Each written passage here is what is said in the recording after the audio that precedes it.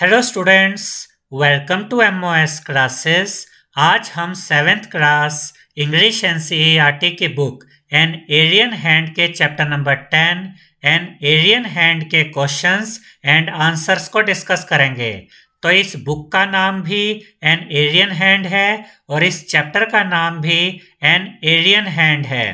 याद रखिएगा स्टूडेंट्स कि इस वीडियो के नीचे डिस्क्रिप्शन बॉक्स में हमने अपनी सभी वीडियोस के लिंक दिए हुए हैं, तो डिस्क्रिप्शन बॉक्स में जाकर आप हमारी सभी वीडियोस को देख सकते हैं। तो सबसे पहले हम देखेंगे comprehension check page number 69। Question number 1 में हमसे कहा गया है, how does Tillu manage to find his way to the forbidden passage. Forbidden passage यानी कि एक ऐसी सुरंग थी जहां पर जाना मना था। तो टिल्लू उस फॉरबिडन पैसेज में कैसे चला गया, उसे कैसे ये मौका मिल गया, हमें ये बताना है। तो इस चैप्टर की रीडिंग वीडियो में हमने ये पढ़ा था स्टूडेंट्स कि टिल्लू ने कई बार ये देखा था कि उसके जो पिता थे वो एक सिक्योरिटी कार्ड का यूज़ करते थे, और जब वो उस सिक्योरिटी कार्ड को उस मेटल डोर के साथ वहाँ पर एक स्लॉट बना हुआ था उसमें डालते थे, तो वो जो मेटल डोर था वो खुल जाता था और उसके पीछे वह फॉरबिडन पैसेज था, वह सुरंग थी जहाँ पर जाना मना था। तो टिल्लू इस बात को जानता था कि वहाँ पर कैसे जाना है, और एक दिन उसके हाथ वो सिक्योरिटी कार्ड लग गया जो उसके पिता का था, और उसी से टिल्लू उस मेटल डोर को खोलकर उसके पीछे के उस फॉरबिडन पैसेज तक चला गया था। तो इस आंसर में यही लिखा हुआ है, Tillu had observed his father using a security card to open a metal door leading to the forbidden passage. यानी टिल्लू ने कई बार ये देखा था कि उसके पिता उस मेटल डोर को खोलने के लिए एक सिक्योरिटी कार्ड का यूज़ करते थे, और मेटल डोर के पीछे वह फॉरबिडन पैसेज था, वह सुरंग थी जहाँ पर उसके पिता जाया करते थे, लेकिन वहाँ सबको जाना अलाउ नहीं था। One afternoon, Tillu gets hold of his father's security card and, evading his parents' eyes, finds his way to the forbidden passage। यानी कि एक दोपहर क्या हुआ, टिल्लू को उसके पिता का सिक्योरिटी कार्ड मिल गया, और अपने माता पिता की नज़रें बचाकर टिल्लू उस फॉरबिडन पैसेज तक चला गया, उस सुरंग तक चला गया जहां जाना मना था। यहाँ पर यह भी याद रखिएगा स्टूडेंट्स कि टिल्लू और उसके माता पिता और उस प्लेनेट के सभी लोग ज़मीन के नीचे रहते थे, और वह जो फॉरबिडन पैसेज था, वह जो सुरंग थी जिसमें जाना मना था, वो सुरंग ऊपर की तरफ जाती थी, ज़मीन के ऊपर। यानी कि अगर उस सुरंग में ऊपर की तरफ चलते रहें तो वो आपको सरफेस तक ले जाती थी, यानी जहाँ पर ज़मीन थी वहाँ तक पहुँच जाते थे। अब हम देखेंगे question number 2। What did Tillu hope to see once he emerged from his underground home? इसका ये मतलब है स्टूडेंट्स कि जब टिल्लू अपने अंडरग्राउंड होम से बाहर निकल गया और उस फॉरबिडन पैसेज के अंदर चला गया, तब टिल्लू ने क्या आशा की थी कि आगे उसे क्या नजर आएगा। तो इसके आंसर में हम लिखेंगे, Tillu hope to see the sun if it was a day और the stars if it was night. यानी कि टिल्लू ये सोच रहा था कि अगर ऊपर सतह के ऊपर यानी ज़मीन के ऊपर अगर तो दिन हुआ तो उसे सूरज नज़र आएगा, और अगर रात हुई तो उसे तारे नज़र आएंगे, स्टार्स नज़र आएंगे। ये उम्मीद टिल्लू कर रहा था।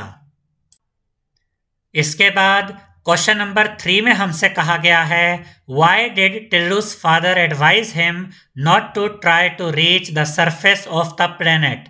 यानी कि टिल्लू के पिता ने टिल्लू को ये एडवाइस क्यों दी, ये सलाह क्यों दी कि टिल्लू को प्लेनेट के सरफेस पे यानी कि ऊपर ज़मीन पर नहीं जाना चाहिए, ऐसी एडवाइस टिल्लू के पिता ने उसे क्यों दी।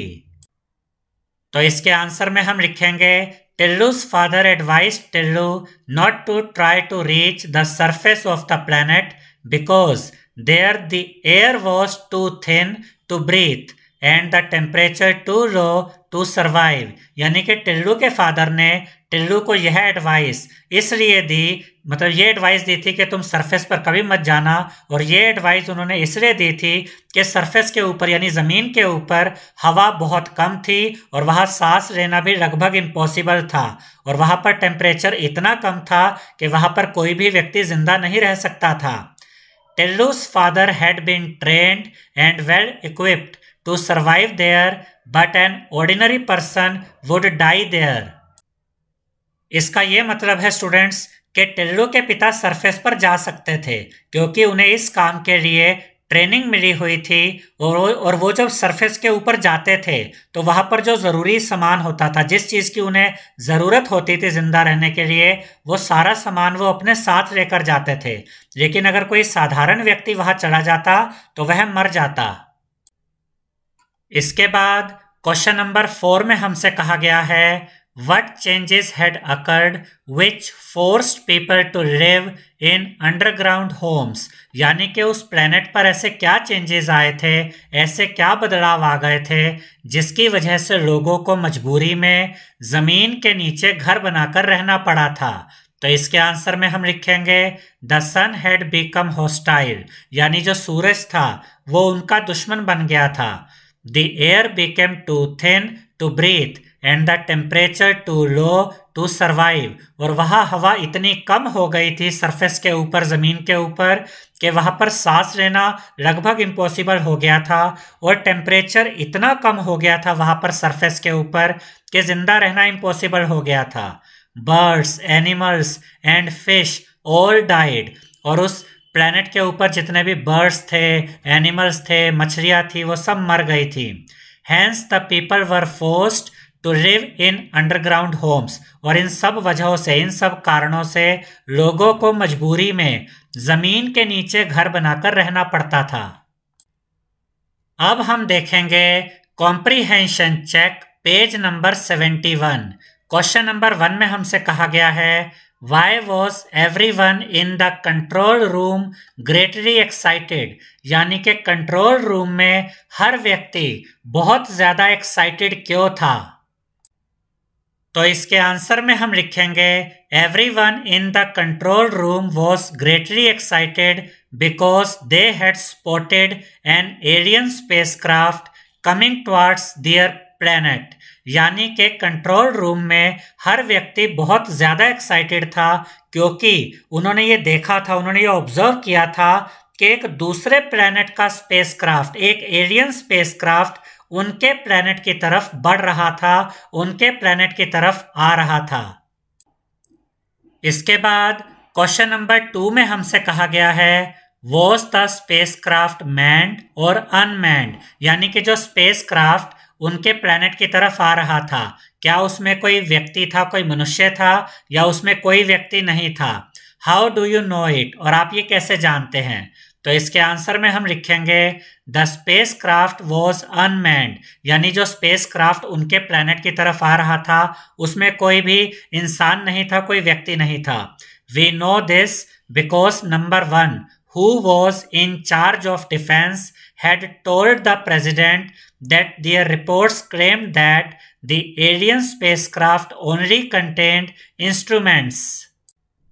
और हम ऐसा इसलिए कह सकते हैं क्योंकि इस स्टोरी में जो नंबर 1 था, जिनके ऊपर रक्षा की जिम्मेदारी थी, डिफेंस की जिम्मेदारी थी, उन्होंने प्रेसिडेंट को ये बताया था कि जो एलियन स्पेसक्राफ्ट, जो दूसरे प्लैनेट का स्पेसक्राफ्ट उनकी तरफ आ रहा था, उसमें सिर्फ इंस्ट्रूमेंट्स थे, यानी कि कुछ मशीनरी थी, लेकिन कोई इंसान नहीं था।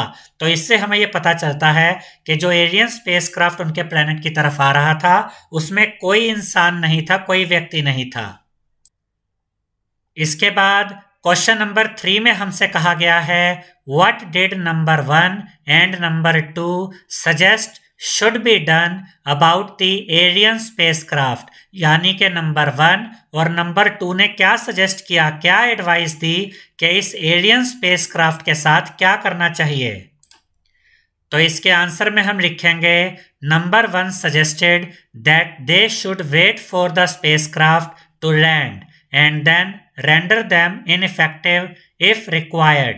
यानी कि नंबर 1 ने ये एडवाइस दी, ये सजेशन दिया कि स्पेस क्राफ्ट को, यानी दूसरे प्लेनेट का जो स्पेस क्राफ्ट आ रहा था उसको पहले हमारी ज़मीन पर उतरने देना चाहिए और उसके बाद हमें उसके साथ कुछ ऐसा करना चाहिए कि वह स्पेस क्राफ्ट इनइफेक्टिव हो जाए, यानी कि वह काम करना बंद कर दे। अगर हमें ऐसी ज़रूरत लगे तो हम उस स्पेस क्राफ्ट को इनइफेक्टिव कर दे और वह काम करना बंद कर दे। उसके बाद हम लिखेंगे whereas number 2 suggested non interference and passive observations, जबकि नंबर 2 ने यह सजेशन दिया कि हमें उस स्पेस क्राफ्ट के साथ किसी प्रकार की छेड़छाड़ नहीं करनी चाहिए और हमें सिर्फ उस पर नजर रखनी चाहिए।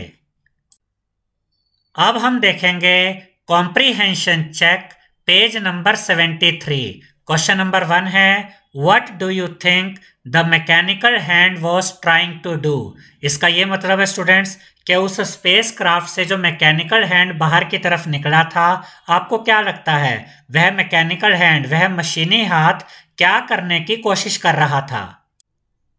तो इसके आंसर में हम लिखेंगे the mechanical hand was trying to collect soil samples from the Martian surface, यानी जो वह मैकेनिकल हैंड था, जो मशीनी हाथ था, वह मंगल ग्रह की धरती से मिट्टी के सैंपल्स को कलेक्ट करने की कोशिश कर रहा था।